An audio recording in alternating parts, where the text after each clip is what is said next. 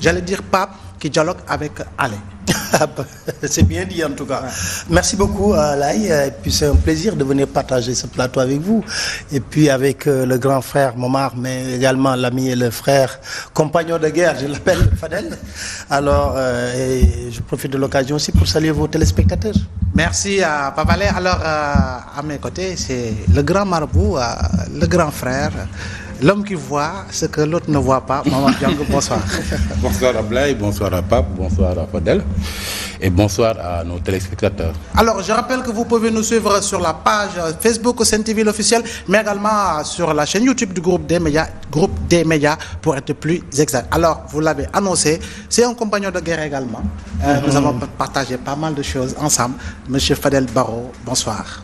Bonsoir Ablaye, bonsoir Papa Ale et Momar. Vraiment, c'est un plaisir d'être dans ce plateau, de le partager avec d'éminents journalistes, des doyens, des compagnons de guerre. On était ensemble sur le terrain, on a fait les pieds de grue ensemble. Effectivement. Et aussi sous la supervision de notre grand frère, Papa Ale. Ouais, voilà. Donc, vous l'avez compris, c'est un plateau à la Dahomey pour reprendre l'autre. Alors, nous allons commencer par cette affaire qui défraie la chronique depuis pratiquement plus d'une semaine.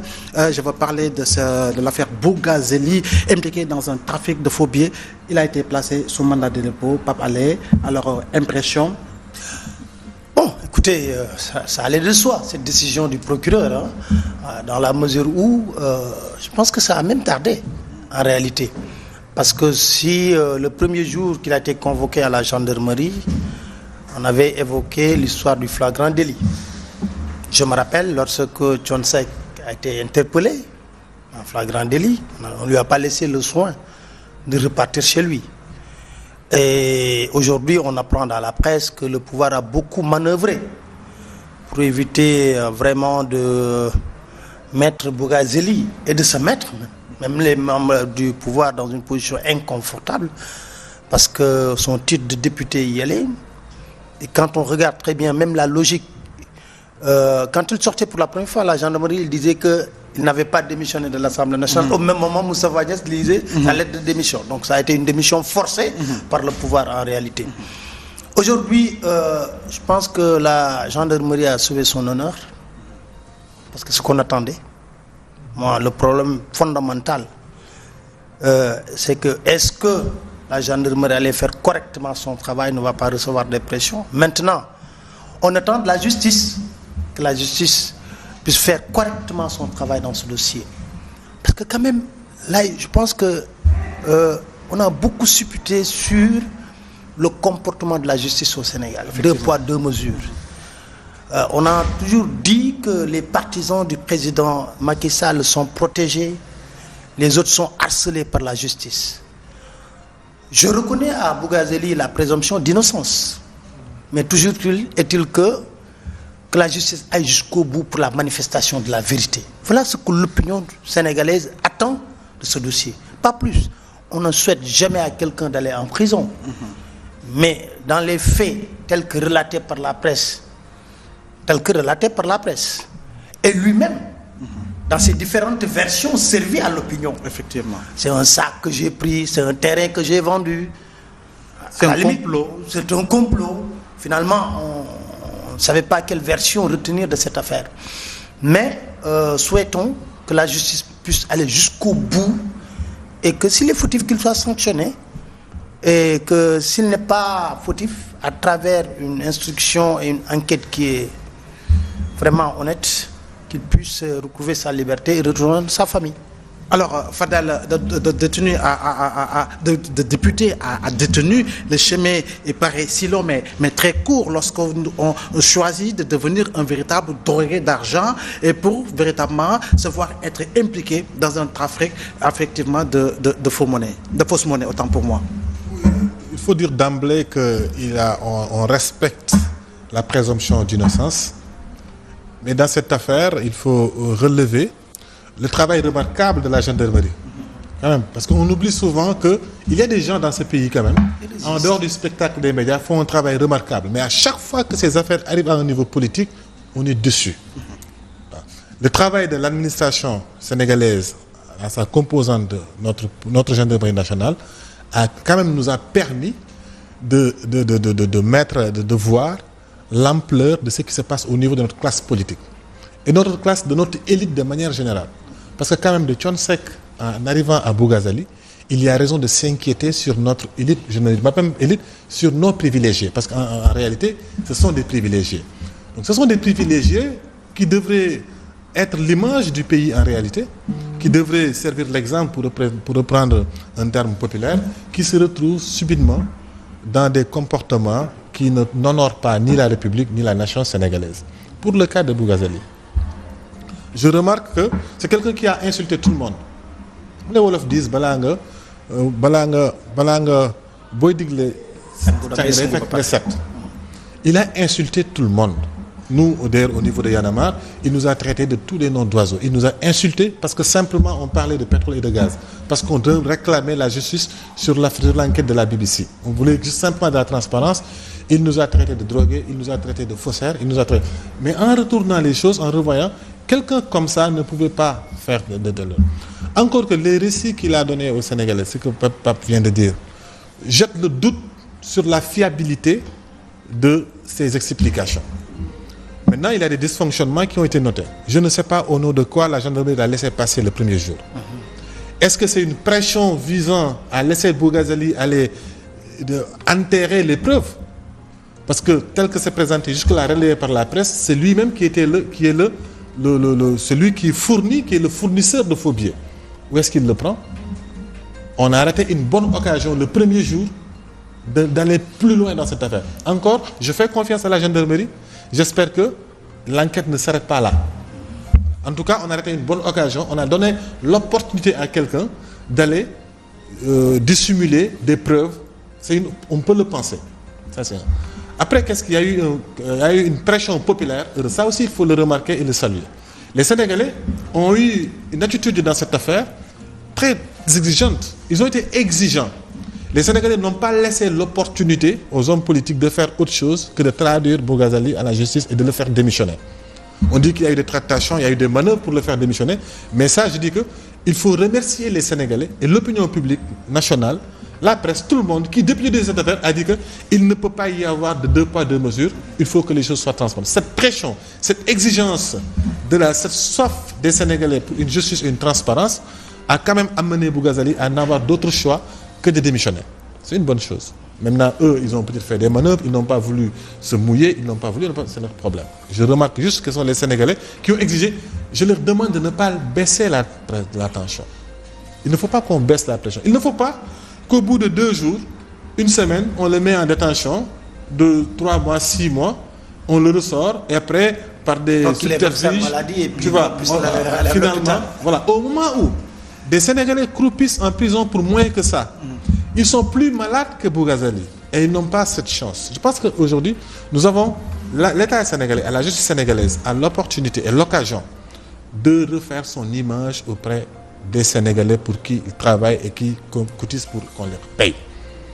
Maintenant, le reste, observons. Et en tant que citoyens, faisons en sorte qu'on éluse. Parce que quand même, on commence à avoir trop de faux billets dans ce pays. On commence à avoir trop de faux billets. On commence à avoir trop de drogue.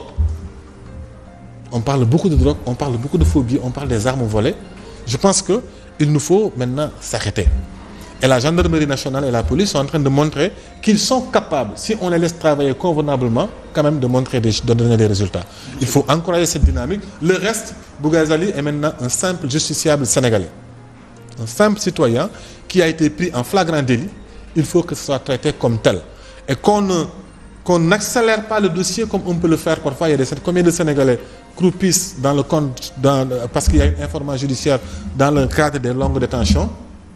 Il faut aussi que eux-mêmes, qui sont censés légiférer, qu'ils sachent comment les Sénégalais souffrent de leur gouvernance. C'est important, Momar Diong, quoi qu'on puisse dire, cette affaire met en exergue justement cette circulation de faux billets, parce que c'est pas la première fois que l'on note cela, mais également il a évoqué l'affaire de la drogue, l'affaire des munitions volées. Est-ce que nous sommes dans un pays où la vertu a un sens, Momar Diong? Mais c'est vrai, mais avant de répondre à votre question, je voudrais quand même insister sur un fait. Allez-y. On a souvent reproché au régime en place, et notamment à l'institution judiciaire, de faire 2 poids 2 mesures. Et j'ai entendu Pape Alé saluer la célérité et la rigueur avec laquelle la gendarmerie s'y est prise pour le cas Bougazeli. J'ai également entendu Fadel Barro parler de la pression que les Sénégalais ont mise sur le pouvoir en place. Mais je ne crois pas que pour une fois, on puisse suspecter les pouvoirs publics, l'autorité politique, d'avoir cherché par quelques moyens que ce soit à protéger Bougazeli. Nous sommes dans une république, on sait comment fonctionnent les choses. Je ne crois pas que les gendarmes auraient pris Bougazeli en flagrant délit.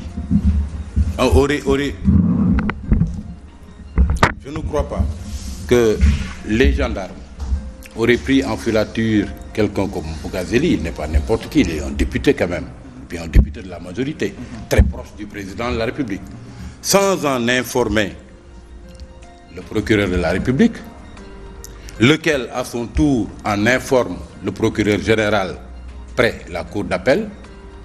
Celui-ci s'en ouvre au ministre de la Justice, garde des Sceaux, qui s'en ouvre finalement au chef suprême de la magistrature, en l'occurrence le chef de l'État. Je crois qu'avant qu'il ne soit pris en flagrant délit, quelle que soit la volonté de la gendarmerie d'aller jusqu'au bout dans cette affaire et de le prendre, je crois que les plus hautes autorités en ont été informées. Et rien que ça peut quand même permettre d'écarter la thèse selon laquelle il y a une volonté quand même de protéger le gars, premièrement. La deuxième chose, c'est que même si son mandat de dépôt a tardé, ça peut se comprendre pour les besoins de l'enquête. Je crois que ses complices, ses acolytes, ont fait l'objet de plusieurs retours de parquet. Parce que la gendarmerie, la section de recherche, n'avait pas fini de boucler son enquête. Et tant qu'ils n'avaient pas fini de boucler leur enquête, je crois qu'il était normal que le procureur se tienne à distance et attendre que le travail soit fait définitivement pour qu'il puisse être déféré. Et je crois que c'est ce qui s'est fait dans le cas d'espèce. Très franchement, je pense que pour une fois, on peut reconnaître quand même au pouvoir en place de n'avoir pas essayé à le protéger.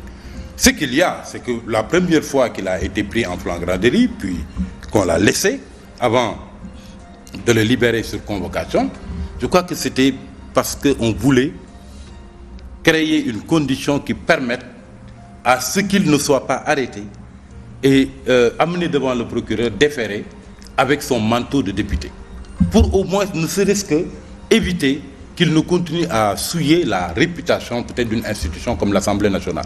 Et ça s'est négocié en avant. Sans doute, il y a eu des douces pressions de la part du pouvoir en place pour qu'il démissionne, pour qu'on puisse vraiment, pour que la justice puisse faire son affaire, son travail. Mais je pense que quand même, dans le cas d'espèce, je crois que, vu les conditions dans lesquelles il a été pris en flagrant délit, vu également que l'enquête a pris du temps, et que même ces acolytes ont fait l'objet de beaucoup de retours de parquet, il ne s'est pas agi vraiment de la part de l'autorité politique. Oui, je peux le croire. Maintenant, on va laisser la justice faire son travail. Oui, je peux le croire. Je peux croire qu'ils ont laissé la gendarmerie faire correctement leur travail.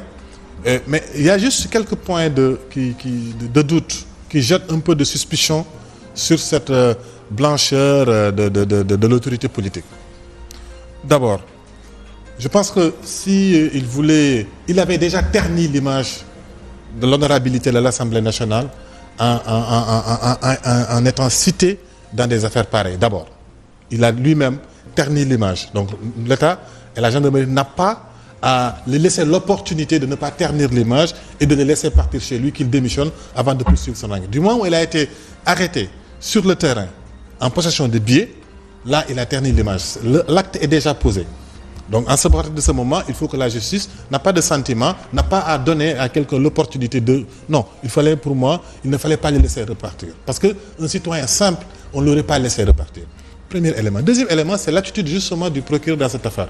On a vu le procureur, je pense que c'est le journal Le Quotidien qui a écrit un article là-dessus. Pour la première fois dans des affaires où il y a une clameur populaire, le procureur n'a absolument rien dit. Il n'a absolument rien dit jusqu'à présent. Pour moins que ça, il nous a habitués à sortir, rassurer l'opinion, presque faire sa réquisition à charge contre des citoyens pour dire pourquoi il a ouvert une enquête. Il ne l'a pas fait dans ce cas de fait. Jusqu'à présent, il n'y a absolument rien. En tout cas, mais mieux, je pense que c'est tout ça qui jette finalement le discrédit. Certaines choses et clarifier. On n'a jamais dit. Oui. Moi, j'ai jamais dit qu'il y a une volonté de protéger Bougazeli. Non. Je dis que les textes sont clairs. Quand quelqu'un est arrêté en flagrant délit, on ne lui laisse pas le soin de repartir chez lui.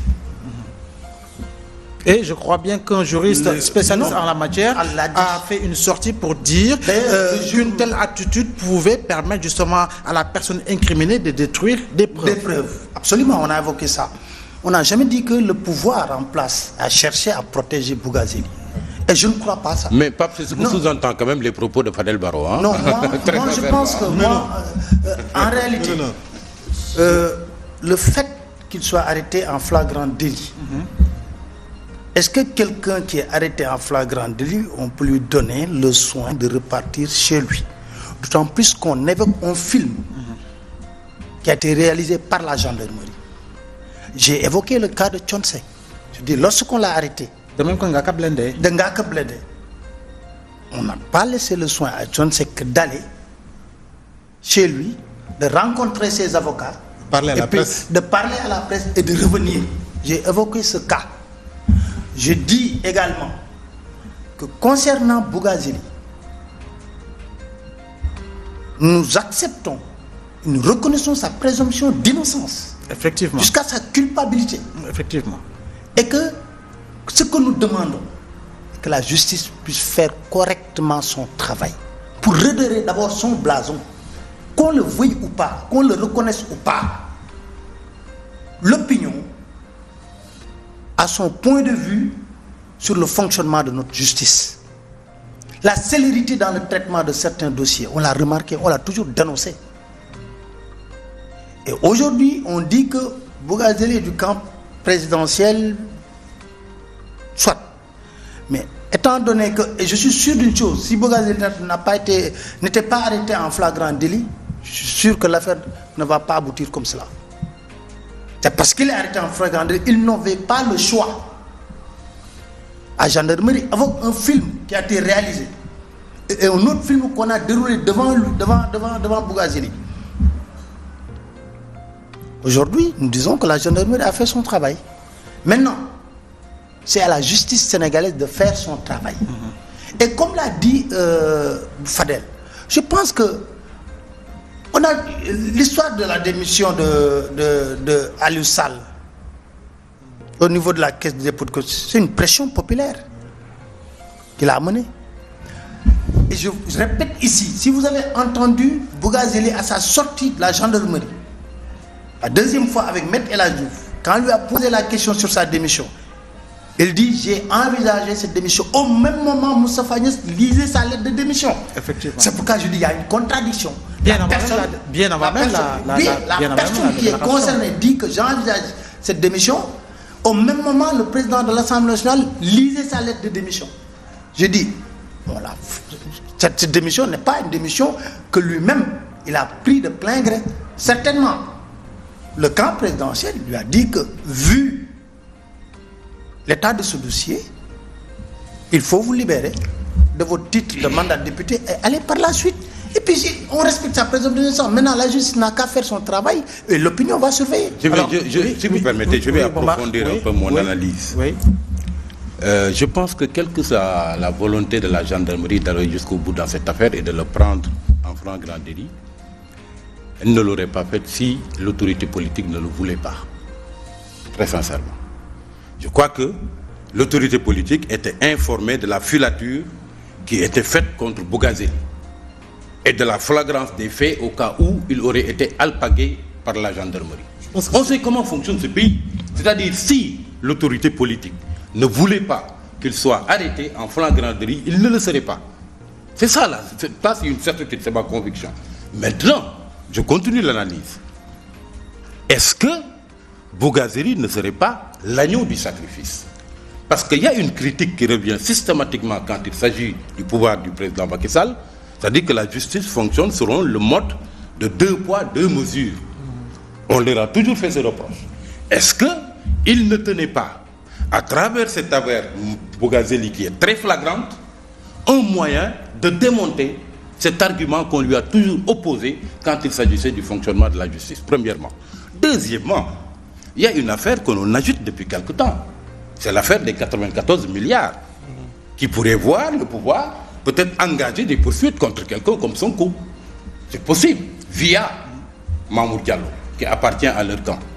Est-ce que là aussi, ce n'est pas une manière de préparer l'opinion à une éventuelle ouverture d'un dossier comme cela, et au cas où on accuserait le pouvoir en place de viser un opposant politique, la réponse coulerait de source. Il y a eu le cas Bougazeli il n'y a pas très longtemps. Nous, la justice est là pour être impartiale vis-à-vis de tous les citoyens. Il ne s'est pas agi d'un acharnement contre qui que ce soit.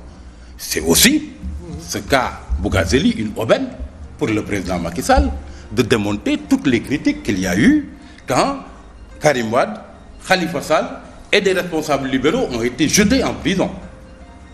Donc, attention, je pense que si vraiment la gendarmerie n'avait pas eu l'onction de l'autorité politique, parce qu'on sait comment fonctionne ce pays et comment fonctionne la République, il ne l'aurait pas. Mais quand même, maintenant, il se pourrait qu'il soit l'agneau du sacrifice pour régler toutes ces questions. Est-ce qu'on peut peser l'affaire Bougazeli qui est d'une flagrance flagrante et par rapport à l'affaire des 94 milliards entre Sonko et Mamour Diallo?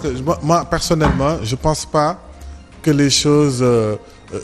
je vois bien ce que dit le doyen. Je vois bien ce que dit le doyen. Mais je pense que quand même, moi je vois quand même un certain professionnalisme dans la gendarmerie et dans la police qui peuvent entreprendre des actions selon leur propre indépendance et leur propre gré. Maintenant, ils laissent à la justice à un moment et à l'autorité politique décider une fois que le travail est fait. Je ne pense pas que notre gendarmerie et notre police, tel que je les connais dans ces pays, d'ailleurs l'armée de manière, tout ce qui porte, surtout la gendarmerie, qui est quand même plus du côté de l'armée que du côté de la police. Si c'était une enquête de la police, j'aurais pu le croire. Mais connaissant un peu la gendarmerie et les choses, je préfère garder cette naïveté de penser que la gendarmerie peut s'autosaisir sur des dossiers comme ça, voir qu'il y a une flagrance de délit et d'aller jusqu'au bout et d'informer après l'autorité. Et l'autorité la hiérarchie est toujours informée sur des cas de dossiers comme ça. De continuer ou de pas continuer. Je pense. Et que de toute façon, si la gendarmerie entreprend une telle initiative de filer Bougazeli sur un certain nombre de temps, même s'ils informent l'autorité politique, est-ce que l'autorité politique à ce moment-là peut arrêter le dossier? Peut dire à Bougazeli d'arrêter peut-être. Tu vois. Voilà. J'attends de voir. Mais quoi qu'on dise, il y a Anguille Soro. Sacrifice, je pense, pour redorer le blanc de la justice de Macky Sall. On donne. On a besoin de sacrifier beaucoup de monde. Parce que ça ne suffit pas. Ça ne suffit pas. Je pense qu'ils ont tellement... Les gens ne sont pas... L'opinion n'est pas si naïve. Les Sénégalais ne sont pas si naïfs. Et moi, personnellement, je mise encore une fois de plus sur les Sénégalais. Sur les Sénégalais. Parce que finalement... c'est quand ils montrent une certaine détermination à avoir de la transparence sur un dossier qu'on arrive à avoir quelque chose. Mais si on dit que finalement, ok, on laisse le dossier entre les mains de la justice, on laisse le dossier entre les mains, finalement, il ne se passe Mais les Sénégalais n'ont mis aucune pression sur la gendarmerie, sur les autorités quand même. Il n'y a eu aucune manifestation pour demander... On n'a pas besoin de manifestation, il faut maintenant, quand même, il y a plusieurs moyens de mesurer l'opinion aujourd'hui. Il faut juste traîner un peu sur les réseaux sociaux, regarder comment c'est traité dans la presse, voir l'écoute et comment les Sénégalais accueillent en achetant même des journaux classiques traditionnels sur un dossier et comment c'est traité pour se rendre compte quand même du niveau de l'opinion sur un dossier. On n'a pas besoin de faire... On a dit que le président de la République était très en colère. Là, sur ça, je suis d'accord. Épinglé à la une du journal. Je suis encore dans le moment. Il y a une chose sur laquelle je suis d'accord avec vous, c'est que je pense que la majorité, je ne parle même pas de l'État, la majorité a voulu tout de suite se démarquer. Ça, c'est clair. Absolument, c'est clair. Ils ont tout de suite voulu se démarquer à tous les niveaux pour montrer que ça, c'est répréhensible. Et maintenant, est-ce qu'on peut le lier à une hypothétique poursuite contre Sonko demain? Non, ça c'est des hypothèses. C'est des hypothèses. Mais quoi qu'on... Ça c'est des éléments, c'est des grilles de lecture qu'on parle. Pour moi, le plus important, c'est quoi? C'est qu'il y a quelqu'un qui a été élu par les Sénégalais en tant que député représentant du peuple. Il s'est montré dans des actions répréhensibles et délictuelles, même criminelles. Il faut que la loi s'applique avec toute sa rigueur pour en servir d'exemple pour tout le monde. Il n'y a que ça qui est important. D'accord, Voilà. d'accord. Alors, avec votre permission, parce que je pense que heureusement que la gendarmerie aura fait le travail qu'il fallait et que le dragon n'a pas eu le temps de brûler tous les faux billets. Hein. Alors, mais on va pas uniquement parler de cette affaire Bougazeli. Je pense qu'on en a déjà tout dit. Alors, pas parler de l'autre affaire qui intéresse les Sénégalais au premier plan, parce que nous avons tous suivi à travers les télévisions, à travers les radios, mais également dans les colonnes des journaux, des Sénégalais montés au front pour dénoncer cette augmentation annoncée du prix de l'électricité. Mais c'est moi, je suis très surpris, en tout cas, par la situation de la Sénélec. Avant le départ de Matar Cissé, Mohamedou Matar Cissé, actuellement, mais partout, dans tous les journaux, ce qu'on a remarqué, la Sénélec, on a assaini les finances, la Sénélec marche à merveille. On a même agité l'idée de baisser le prix de l'électricité à un certain moment. On l'a même baissé de 10%. Oui, alors, donc le paradoxe, c'est qu'aujourd'hui, juste après le départ de Matar Cissé, le DG qui est venu s'installer, première option était de faire l'audit de la Sénélec. Or, on nous a fait croire, vrai ou faux. Donc, est-ce que c'est la gouvernance par le mensonge? Parce que quand même, on ne peut pas nous dire qu'une société... l'actuel gouvernement n'a pas fait 1 an. Le départ de Mohamedou Matar Cissé de la Sénélec n'a pas fait 1 an. Et on nous a vendu sa gestion de la Sénélec, qui était une très bonne gestion. On a assaini les finances, il n'y a plus de problème. Les syndicalistes célébraient le DG. Mais qu'est-ce qui s'est réellement passé? Est-ce que la gestion dont on nous parlait de l'époque de Mohamedou Matar Cissé est exacte ou elle est fausse? Qu'est-ce qui explique aujourd'hui la nécessité pour que l'État puisse injecter 35 milliards au niveau de la Sénélec et qu'on n'agite même plus, qu'on nous annonce la hausse du prix de l'électricité? Je pense que, en fait, c'est la gouvernance du président Macky Sall pose problème, en ce sens que est-ce qu'on dit l'exacte vérité au peuple sénégalais dans tous les dossiers? C'est une question que je me pose. Il y a quelqu'un qui vous dit tout de suite que la Sénélec, il faut l'auditer. Après une bonne gestion, le nouveau DG nous dit il faut l'auditer, ça ne marche plus. Si l'État n'injecte pas tant de milliards, on risque d'avoir des délestages, des coupures d'électricité. On voit des cadres dénoncer des contrats qui ont été signés au niveau de la Sénélec. Il y a un problème. Il y a un problème, il y a une confusion que moi, je n'arrive pas à cerner. Malheureusement, c'est le Sénégalais qui va payer les pots cassés. On se retrouve déjà avec des factures élevées, dénoncées déjà, avant même qu'on parle de hausse. Je pense exactement, il y a des personnes qui ont dit qu'ils ont reçu des factures d'électricité exorbitante.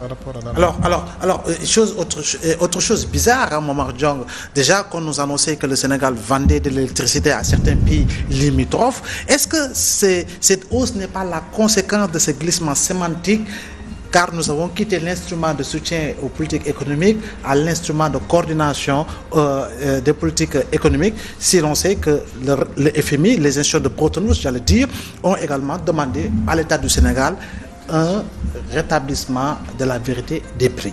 Non, en fait, la situation va bien au-delà de la seule situation du seul cas de la Sénélec. Je renvoie les Sénégalais aux propos de Amadouba, alors ministre de l'économie et des finances, quand, à la veille de l'élection présidentielle, il avait reconnu que la vérité des prix n'avait pas été appliquée dans le secteur de l'électricité, comme dans beaucoup de secteurs, comme le carburant, etc., parce que c'était un choix délibéré de la part du gouvernement qui subventionnait à tout va et qui n'appliquait pas la vérité des prix. Ça pouvait se comprendre parce qu'on allait vers une échéance électorale et que c'était un choix qui avait été décidé par le pouvoir public. Je savais d'emblée qu'une fois l'élection terminée et que Macky Sall réélu, la vérité des prix allait s'appliquer. C'était clair, c'était net. Parce que l'État ne pouvait plus continuer à supporter cette ardoise. Et voyez ce qui s'est passé depuis la réélection du président Macky Sall. Il y a eu d'abord une hausse de 5 000 francs sur la tonne du ciment. De fer. Et du fer aussi. Il y a eu la hausse du prix du carburant de 80 francs pour le super et de 60 francs pour le gasoil. Ensuite, aujourd'hui, il y a la hausse du coût de l'électricité.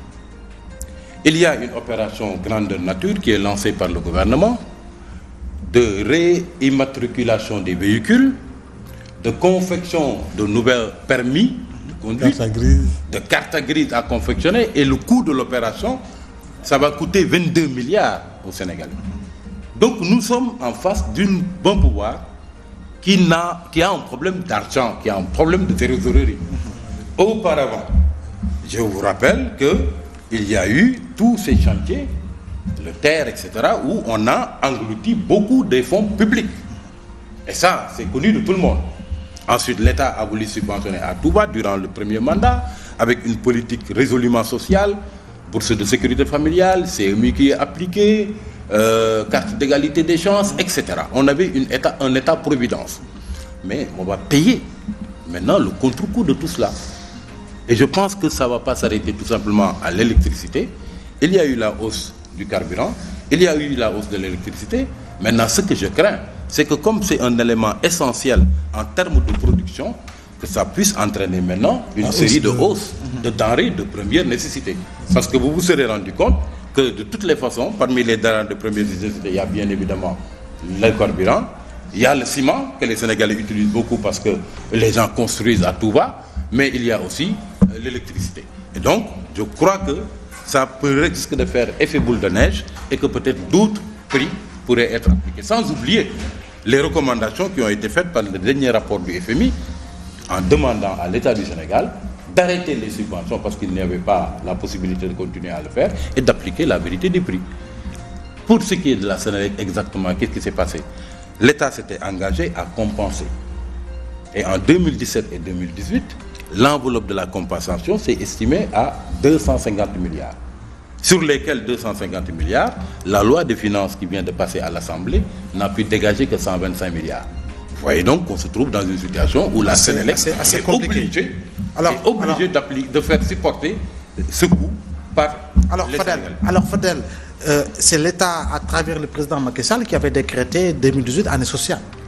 Alors, d'une année 2018 à année sociale, 2019, c'est... Mais justement, on paye un peu le contre-coup de l'année sociale. Il a tout dit. C'est la même de souffrance. Il a tout dit. En réalité, c'était un choix de gouvernance de faire semblant que tout marche à la veille des élections. Une fois qu'il a eu son deuxième mandat, eh bien, on se rend compte de la réalité parce qu'on a vécu au-delà de nos moyens à tous les niveaux pendant les 2 ans qui ont précédé l'élection présidentielle. C'est ça qui s'est passé. On savait que la Sénélec, il y avait des subventions. Oui, ça allait bien parce que l'État subventionnait à hauteur de milliards chaque mois. À un moment, les experts du ministère des Finances ont dit « Ah mais non !» À partir de 2016-2017, ils ont dit « Non mais à un moment, il faut appliquer la vérité des prix. » L'État a dit non. Parce qu'on allait vers des élections. Ils ont continué à subventionner. Maintenant, ils ne peuvent plus. Ils ne peuvent plus, d'autant plus qu'ils ont engagé tellement de chantiers qui ne correspondent pas à nos moyens et qui ne sont pas des priorités, qui ne sont pas assez structurants pour aider systématiquement les Sénégalais à produire des richesses. C'est ça la vérité. Parce que quand tu construis des bâtiments et que tout vient de l'étranger, ce n'est pas l'entreprise nationale sénégalaise, ce n'est pas le patronat sénégalais qui est aujourd'hui leader dans toutes les constructions en cours. On ne le sent pas. L'argent ne circule pas ici, on le fait, on le signe pour ailleurs. Ça, c'est un élément. L'autre élément, c'est que on peut dire ce qu'on veut, mais d'où vient tout l'argent qu'ils ont dépensé pendant la campagne électorale?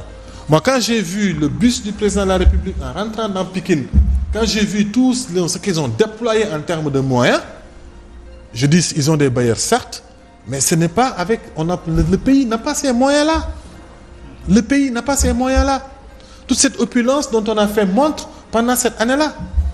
Aujourd'hui, il faut payer le prix. Encore que on espère beaucoup sur l'argent qui n'arrive pas encore. Sur l'argent qui n'arrive pas encore. La baril du pétrole.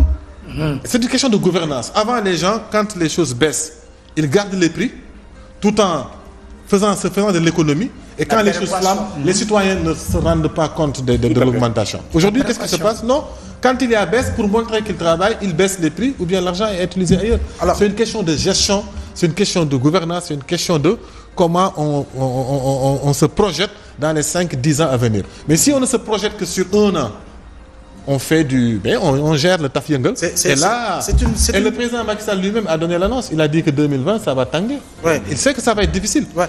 Et je pense qu'il y avait un des candidats parmi l'élection présidentielle qui disait que attention, les années à venir seront excessivement difficiles. Tout ce qu'on nous fait croire là, c'est pas la vérité. Tous les candidats l'ont dit.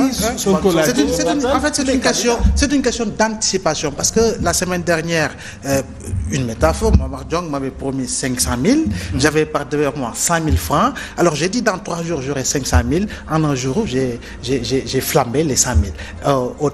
À terme, je me suis rendu compte qu'en réalité, Momar Diong ne pouvait pas m'offrir 500 000. C'est comme pour dire que nous avons l'impression d'anticiper sur la prochaine gouvernance économique du pétrole et du gaz, raison pour laquelle on donne l'impression de pouvoir s'endetter à floraison, parce que là nous sommes à pratiquement 65,4%, 65,4%, alors que la norme UEMOA est établie à 70 si je ne me trompe. Alors, est-ce que nous aurons les moyens véritablement de bien gérer le pays à toutes les échelles quand on sait qu'il faut encore 5 ans au président Macky Sall? Je crois que ce n'est pas mauvais en soi de s'endetter, mais de s'endetter pour les priorités du pays. Est-ce qu'on doit s'endetter pour faire le TER? On n'a pas encore fini le TER, on nous parle du BRT. Donc, est-ce qu'on s'endette normalement pour régler les problèmes des Sénégalais, ou bien pour mettre dans des projets à la limite grandioses à la limite, qui ne sont pas structurants comme l'a dit tout à l'heure Fadel. Moi je pense que le président de la République se félicite toujours, dit que oui, on maîtrise notre endettement, mais les économistes qui se prononcent régulièrement sur ces questions ont toujours alerté sur le taux. Combien de... D'ailleurs, Amadou Hott a très bien compris combien de fois le Sénégal est parti pour lever des fonds au niveau de l'eurobond. De plus en plus, depuis le second mandat, le Sénégal va sur le marché de l'UEMOA. Récemment, 50 milliards sur le marché de l'UEMOA. Sur le marché de l'UEMOA. Remarque, si vous, juste après la réélection de Macky Sall, même avant qu'il ne prête serment, le ministre de l'économie et des finances, à l'époque, Amadou Ba, était conscient de la situation. Le même mois, on est parti pour lever 50 milliards au niveau du marché de l'UEMOA pour gérer des tensions de trésorerie avant sa prestation de serment. Je pense que, en fait, c'est une politique qu'on pratique de plus en plus, mais c'est un pilotage à vue, à la limite. Est-ce qu'on a vraiment des objectifs bien précis? Le Sénégal a des ressources, c'est vrai, mais qui ne sont pas encore là. Des ressources pétrolières dont on parle. Maintenant, on a même dit que le premier baril de pétrole n'est plus pour 2022, c'est pour 2023, 2024. Effectivement. On peut lever des fonds. Mais est-ce qu'aujourd'hui, même les contrats qu'on a signés avec ces majors qui vont venir exploiter le pétrole, combien l'État du Sénégal va y gagner? Est-ce que ça va nous permettre véritablement de payer l'endettement qu'on est en train de subir? Et il y a quelqu'un du Trésor qui me disait la dernière fois, on n'a pas besoin d'être intelligent pour dire que le Sénégal s'endette de manière extraordinaire. Il me dit, fais le calcul. Prends Ila Touba, c'est 400 milliards. Tu prends le TER, c'est plus de 1000 milliards. Ça fait combien? 1400 milliards. Le BRT est là. Le BRT va venir. On parle de 300 milliards pour la réalisation. Il y a également Fonds Roche. Alors, donc, est-ce que le Sénégal est à même de soutenir ce niveau d'endettement? C'est des questions sur lesquelles, quand j'entends les économistes, c'est alarmant. Mais pour le président de la République, il dit qu'il n'y a pas de péril en la demeure. Bon. Alors, les signaux sont ouverts, Momar? Écoutez, les signaux ne sont pas ouverts. C'est vrai qu'on est un peu peut-être en deçà des critères de convergence de l'UEMOA qui fixe le taux à 70% du PIB. Mais on a entendu aussi le président Macky Sall dire que les pays développés, ils s'endettent à hauteur de 120, 150, même % de leur PIB. Mais ils n'ont pas quand même la même économie que nous. Ils peuvent supporter et tout ça. Mais nous n'avons pas quand même une économie qui permet d'engranger, tenez-vous bien, pour régler l'encours de la dette, 89 milliards par mois. Est-ce que le Sénégal peut supporter ça? C'est intenable. C'est intenable. Et c'est pour cette raison. Et puis d'ailleurs, il y a une question qu'il faut se poser. Aujourd'hui, on est obligé d'aller sur le marché de l'UEMOA pour nous endetter, mais on attend toujours la manne de 7 000 milliards qui nous avait été promis au Club de Paris. Donc tout est aléatoire. Parce que moi, je pense que celui qui a été négocié avec le Club de Paris, en tant que ministre de l'économie et des finances, je crois que c'était Amadou Ba. Effectivement. Compagnie de, peut-être qu'il a eu des rapports de confiance avec les bailleurs de fonds, il a eu l'habitude de travailler avec eux, etc. Et quand, à la formation du gouvernement, il a migré de l'économie et des finances aux affaires étrangères, peut-être que ça a touché l'enthousiasme d'un certain nombre de bailleurs de fonds à nous accompagner. Ça peut être une des explications de la difficulté que nous avons à faire venir les 7 000 milliards qui nous avaient été promis au Club de Paris. De toute façon, la situation, elle est là. Maintenant, les Sénégalais vont devoir mettre la main à la poche. Entre les mesures que j'ai évoquées tout à l'heure et qui rendent compte de la situation de trésorerie difficile que traverse le pays, j'en avais oublié une, c'est-à-dire la valeur de la douane qui a été révisée à la hausse par les services douaniers et qui a suscité une levée de bouclier de la part des commerçants. Parce qu'on a vu que les taxes ont augmenté, et parfois du simple au double. Parce qu'il y a une frénésie pour aller chercher de l'argent là où c'est possible. Toutes les niches vont être exploitées, et c'est une situation vraiment malheureusement qu'on va devoir subir pendant quelques années. Il y a un policier qui m'a informé que depuis au moins 2 ou 4 mois, chaque mois, on les coupe 59 000 francs et ils ne savent pas pourquoi. Et pour en revenir un peu sur la Sénélec, il y a quand même une remarque qu'on n'a pas eu à faire. Beaucoup ne l'ont pas fait, et moi qui m'avais été soufflé.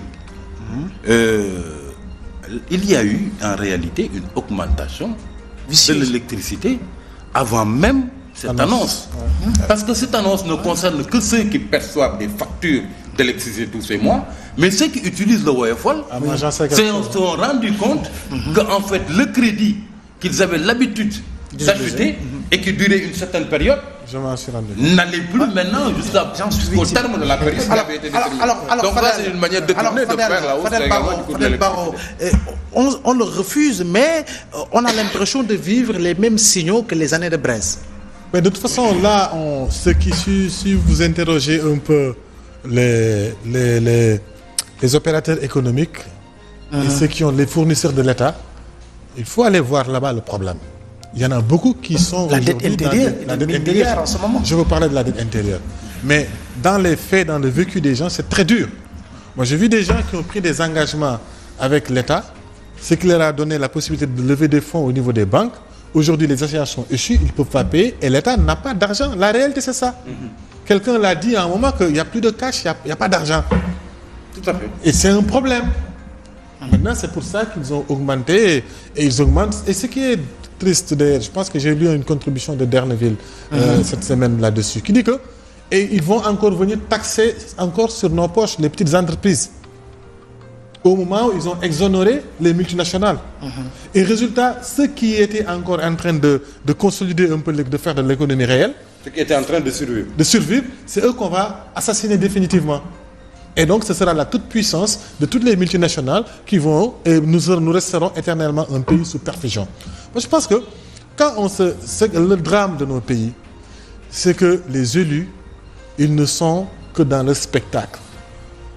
On ne pose pas des choses pour le long terme, quitte à ne pas faire des résultats tout de suite. Parce que tout l'argent, moi je ne suis pas contre l'endettement, mais faut-il bien s'endetter, faire des choses durables et viables, qui consolident vraiment votre économie. Personne n'est contre l'idée de se jeter un peu dans la modernité en faisant un train rapide. Mais faut-il le faire avec les moyens de votre pays et de le faire de manière raisonnable. Des trains que nous pouvons supporter, qui nous amènent non pas seulement jusqu'à Diamniadio, mais au moins jusqu'à l'aéroport. Et espérer rêver un jour un train qui va décloisonner définitivement la partie Kédougou, la partie Tambacounda et jusqu'à Casamance, et aller même jusqu'à... Cette ouverture, d'ailleurs, un éminent économiste m'a dit une chose. Il m'a dit que Dakar, le Sénégal s'est toujours ouvert vers l'Occident. Et c'était une erreur. Notre économie ne sera viable que quand on sera vraiment à la porte de l'Afrique. Comment commercer avec le reste de l'Afrique? Si vous allez au Nigeria, si vous allez à Niamey ou bien à Lomé, vous circulez facilement en Afrique.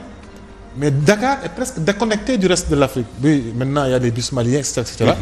Si on avait investi sérieusement à nous connecter avec le reste de l'Afrique pour être vraiment cette porte, on peut investir dans des choses comme ça, même si c'est à hauteur de 1000 milliards, mais un train qui nous amène jusqu'à Bamako, tout le monde l'aurait senti. Et le faire avec les entreprises sénégalaises qui sont dans le secteur. On a eu le chemin de fer depuis quand? Qu'est-ce qu'on a fait pour développer notre savoir-faire, notre? Absolument rien. Donc finalement, on veut tout de suite avoir l'ascenseur, alors qu'on n'a pas l'électricité pour faire de l'ascenseur, on n'a pas la technologie de l'ascenseur, on ne sait même pas faire des escaliers. Et nos gouvernants, au lieu d'investir dans la formation, dans l'éducation, parce que c'est la base, pour former les gens, éduquer à une bonne éducation, une bonne formation, de sorte que ce sont les ingénieurs sénégalais qui commencent à voir comment on peut monter, acheter du matériel ailleurs pour avoir notre génie civil capable de monter un train et d'avancer, ou bien l'entreprise nationale, on n'est pas dans ça. Même ce TR-là, si ça fonctionne, l'entretien sera toujours français. L'entretien sera toujours du maître de l'étranger. Qu'est-ce qu'on gagne? On va le dire que ça va commencer au mois de décembre. Or, Edouard Philippe, lorsqu'il est venu pour faire sa visite, il a été très clair. Mais c'est impossible. Regarde ce qui se passe. Dans l'aide du continent, on disait que en termes de retard, on a au moins 8 mois de retard, et que si on doit faire les essais pour la Terre, c'est en 2020. Ce n'est même pas le temps d'objet. Ça y est dans la lettre du continent, dernier article. Regarde, quand ils ont forcé, parce que quand ils ont fait les tests, les essais, pendant la campagne électorale, pour juste rassurer les Sénégalais, dire que on va l'inaugurer. Vous vous rappelez?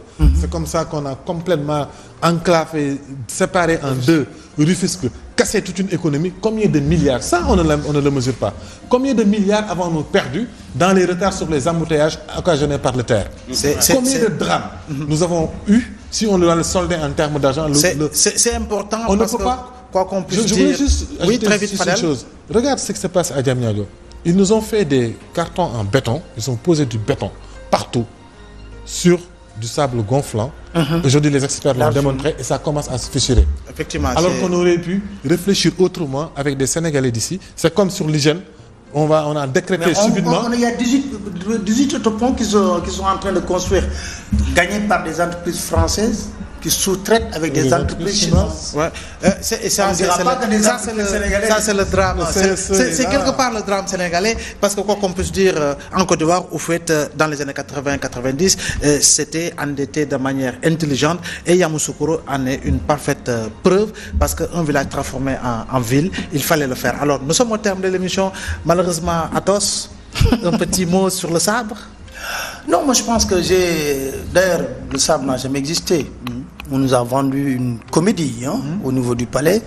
Et ce qui me gêne dans cette affaire, c'est que comment on peut célébrer un voleur?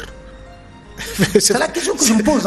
Parce que même si le sabre existait, la France a volé le sabre. Attention. Alors très vite. Moi, de toutes les façons, je n'ai pas apprécié du tout cette cérémonie. Je suis comme Papa Alé. Que représente le sabre par rapport à l'énormité du trésor appartenant à El Hadj Omar, que les Français gardent encore par devers eux, premièrement. La deuxième chose, on attendait sans doute qu'ils nous restituent cette bonne partie du trésor. Et puis, on dit que c'est juste se prêter pour 5 ans. Il ne s'agit pas d'une restitution.